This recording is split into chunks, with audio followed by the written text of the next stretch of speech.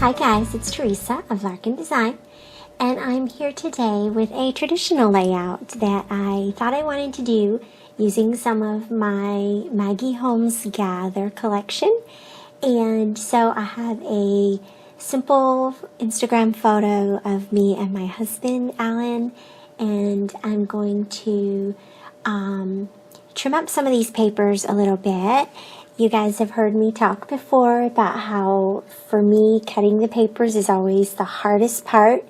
So I decided to jump right in and make a couple of cuts. I sort of had an idea of what I wanted to do, and I just want strips. I'm cutting 1-inch strips, and I'm cutting the marketing strip off of these. And you can see right there, I'm just cutting the little patterns off. And you'll see me, you've probably seen me in the past. I tuck those little marketing strips around the photos. That's my favorite way to use those. So this is how I'm going to do those strips that I'm cutting. And I just laid them on the page. They're on white basil cardstock. And I'm just checking to see what colors are represented and what I'm missing, or what I need to have more of. And so you can see I've got a combination of the black and white, the floral, the wood grain, that gorgeous, absolutely gorgeous marbleized paper. That's a must-have. And so now I'm going to sort of lay out my layout here.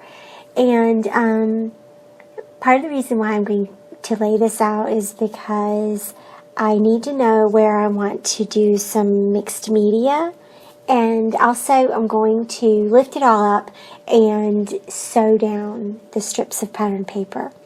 So I want to just sort of place everything and get an idea of where it's going to go, and where my white space is that I want to paint. Now you'll see I have the vellum star that's from Maggie Holmes Shine collection. I thought I was going to use that, and I end up not using it. So that's okay. That will end up getting tossed out. I also have some old pages from a French-English dictionary. And so that's what you see underneath the photo. And, you know, just a note about that, they're not acid-free, and I'm not really worried about that. You could probably find another pattern paper, or Maggie has the notes paper in this collection that would be pretty if you didn't want to use something that wasn't acid-free. And so then you saw me sort of trace lightly around all my embellishments so that I know where I can paint here in just a little while. Right now, what I'm going to do is just tape down all of my strips, and then I grab my sewing machine, and I have placed gold thread in. And did you see that pop right off there? That thing just went flying. I had it on the wrong little thing. But this is gold thread, and I decided that I would either sink or swim here and sew each one of these strips down. And so just a couple of notes about stitching with this gold thread. The particular one I had has like 3 strands in it, and so it's a little bit thick for the sewing machine. It did sort of tension up here, and you'll see me, I'm just sort of readjusting it. I had to rethread it. I think that it's fine for short distances. It's longer distances that the thread tends to tighten up. And I think if I were going to do this on a regular basis, I would probably take the time to figure out what I need to have the tension at. I also want to look for some single strand gold thread, because I think that would be awesome to have.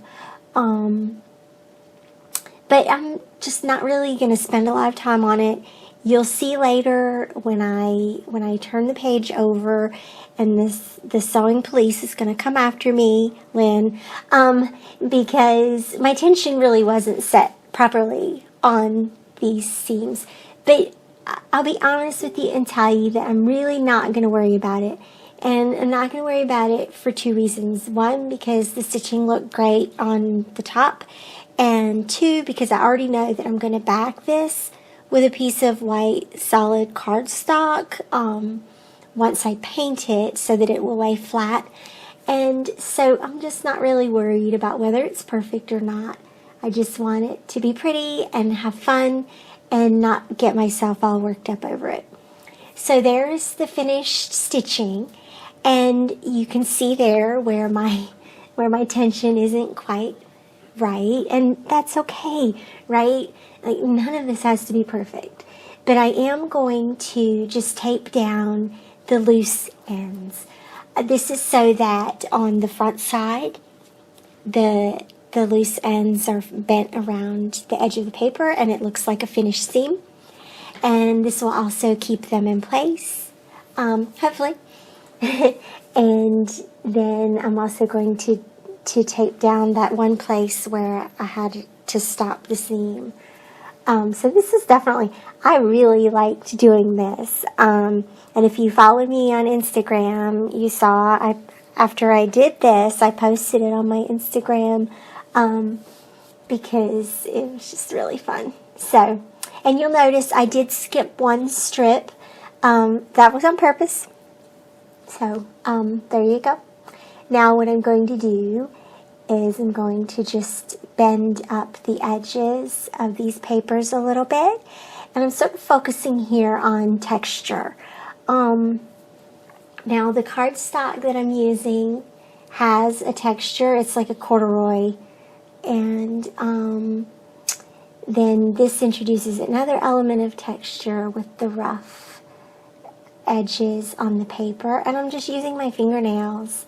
And those strips are adhered down, so the tape won't let you, it won't let you pull it up too much, because I still wanted the patterns to show.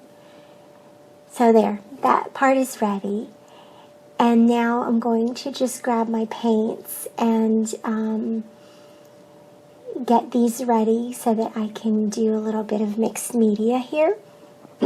I'm using 2 Tim Holtz Distress paints, and then this Heidi Swap Shine in mint, and then I always add just a touch of water to each of the colors so that I can do paint splatters and get it to run really well. So I don't know if you can see them really well, but I do have the little outlines that I drew with my pencil, and I'm going to paint just on the edges of those. I want the ephemera to overlap the painting that I'm doing, but I also want the painting to show a little bit as sort of to create some visual interest on this background. You'll also notice again that I'm going in a vertical pattern here. I think that, and you'll notice probably when I'm done, this layout is actually very Traveler's Notebook inspired, because it does look like this is one side of the page, and then the pattern papers are the other side of the page. So I don't know, it's kind of cool and kind of fun. And then you'll see what I'm doing here is I'm creating some splatters, and again, keeping your brush really wet and your paints really runny will help. I'm creating the paint splatters and then turning the page up so that the paint splatters on the bottom of the page are pointing up. And now I'm going to do it again here so that the paint splatters on the top of the page are coming down into the page. And this is just to connect the top to the bottom, and I wanted the paint splatters and the paint splotches, I wanted them to have a relationship to the edge of the layout. This, again, reinforces the vertical nature of the layout. These are some of my design decisions here, right? It reinforces the vertical nature of the layout and ties top to the bottom. And it also balances, since the vertical paper strips go from top to bottom, it balances that look.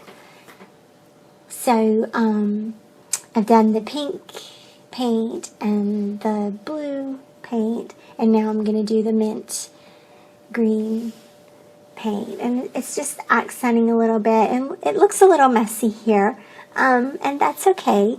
I did go and heat set it just a little bit with my heat gun. I didn't show that on camera, but I will say that the paper is still just a tiny bit moist, and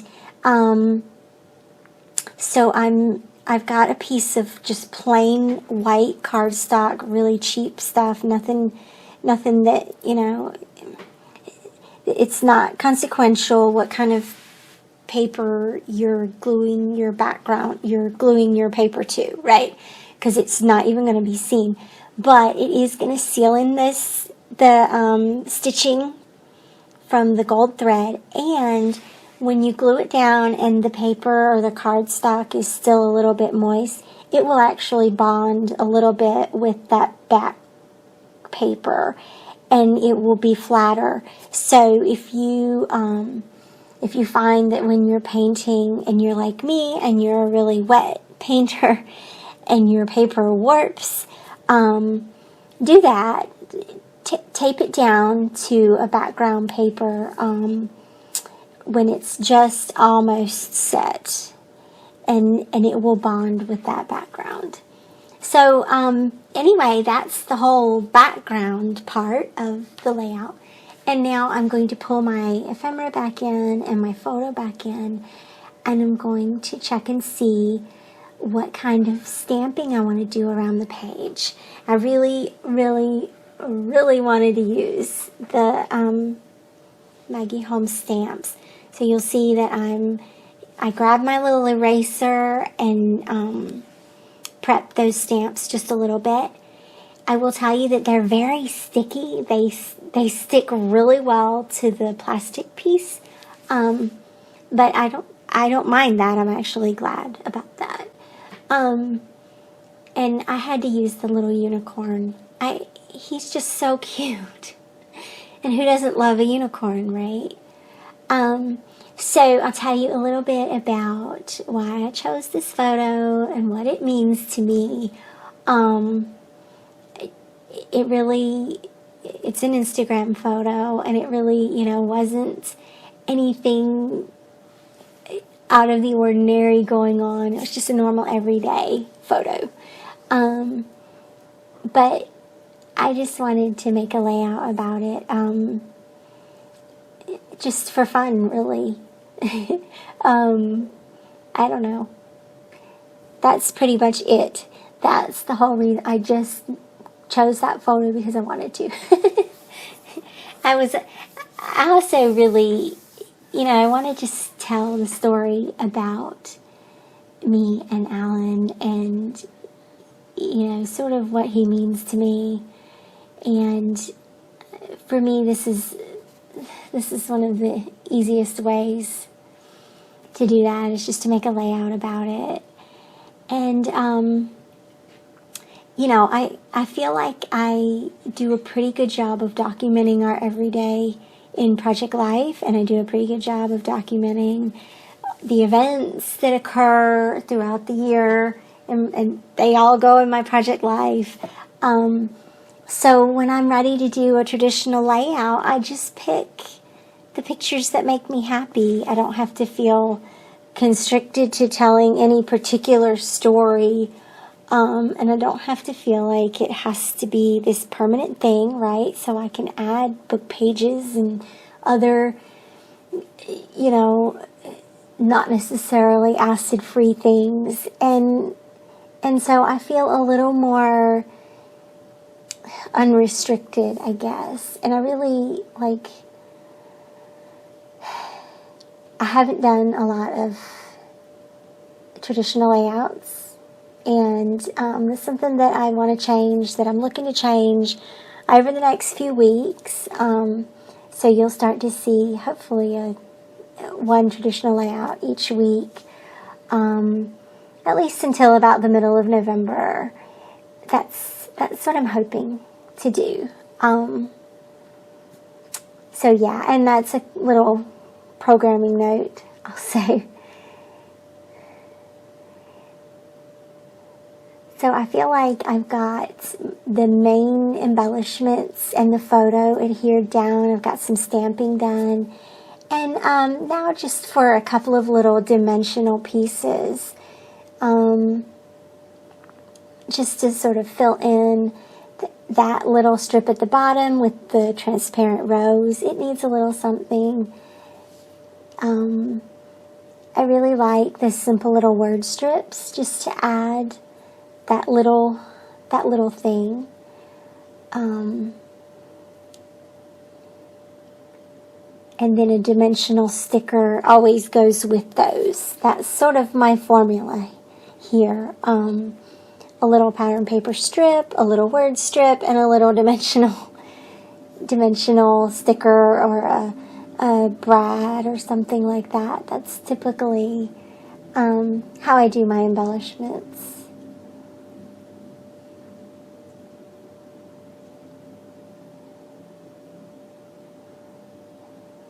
Just like that. There should have been way more of those little floral puffy stickers. And you'll notice too how the little die cut floral, I cut it in half and used both ends, or both sides.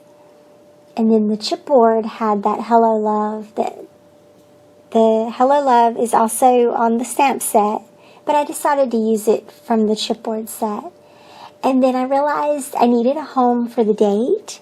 So, and that arrow fit perfect in that little strip. So you'll see I'll come back here in a few minutes and add the date underneath that gold arrow. And then I'm going to add a couple more stamps. I do this a couple of times. I thought that bow was really kind of fun. And that top just needs a little more something. So I ended up cutting off the word strip from that tag. And the bow stamp again. And it still needs a little something else.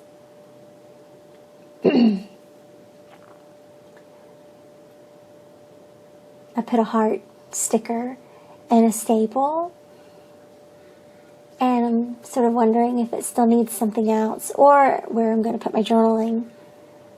And then I grabbed my date stamp.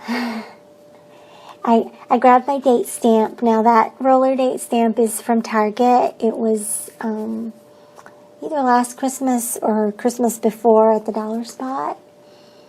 And then I'm also going to use, this is the Becky Higgins roller stamp from Project Life.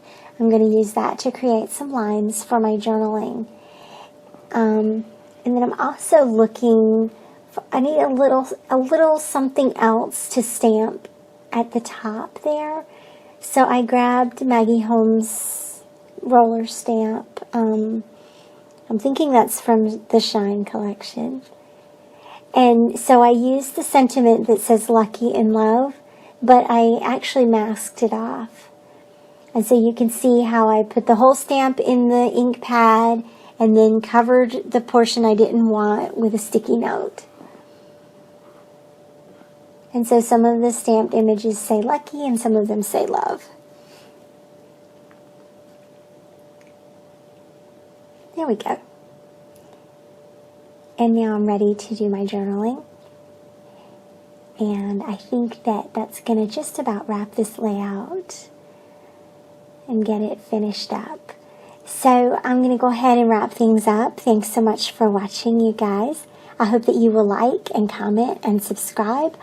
Also, check out my blog at larkindesign.squarespace.com that shows close-up photos and some more writing on the layout and my thought process behind it. So thanks again for watching. I'll see you guys later. Bye-bye.